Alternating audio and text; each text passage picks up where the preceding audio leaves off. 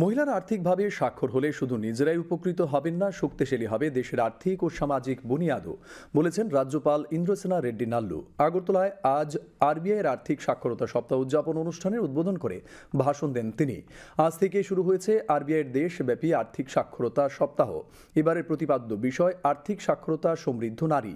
আগামী 28 ফেব্রুয়ারি পর্যন্ত দেশব্যাপী এই আর্থিক সাক্ষরতা সপ্তাহ উদযাপন করা হবে বলে জানিয়েছেন আরবিআই আগরতলার জিএম সুরেন্দ্র নিদার। রাজধানীর একটি বেসরকারি হোটেলে আয়োজিত এদিনের অনুষ্ঠানে অন্যদের মধ্যে ভাষণ দেন রাজ্য সরকারের স্মল সেভিংস অ্যান্ড ইনস্টিটিউশনাল ফিন্যান্সের অতিরিক্ত সচিব রাখি বিশ্বাস, নাবার্ডের জেনারেল ম্যানেজার অনিল কুটমিরে প্রমুখ। অনুষ্ঠানে একটি তথ্যচিত্র প্রদর্শিত হয়। এছাড়া রাজ্যপাল সহ অতিথিবৃন্দ একটি পোস্টারেরও সূচনা করেন। রাজ্যপাল বলেন, মহিলাদের উন্নয়ন হলেই দেশের উন্নয়ন সম্ভব।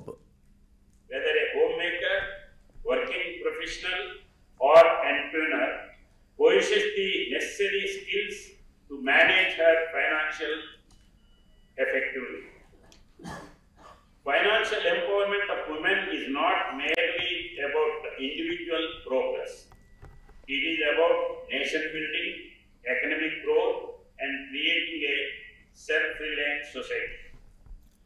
I urge all women of our state to take charge of their financial futures, learn, invest, and make informed decisions.